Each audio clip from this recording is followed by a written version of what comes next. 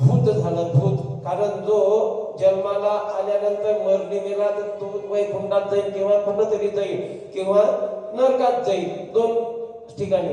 परंतु हा अल्प आयुष्यामध्ये आल्यानंतर स्वतः आत्महत्या करून जो मरतो ना, हा कधीच वैकुंठात तर जातच नाही पण नरकातही जात नाही जोपर्यंत त्याचं आयुष्य पूर्ण होत नाही. म्हणून तो या झाडावर त्या झाडावर त्या झाडावर त्या झाडावर असा करत करत करत करत तो फिरत असतो.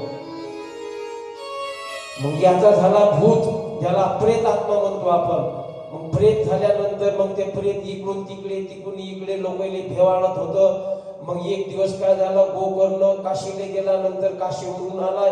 हा मेल्याचं कळलं तर त्यानं गयेला नाही का काशी गया, तिथं त्यांचं तर्पण केलं. तिथं त्यांनी काय केलं, त्याचं पिंडदान केलं. परंतु त्याचा काही त्याच्यामध्ये मोक्ष त्याला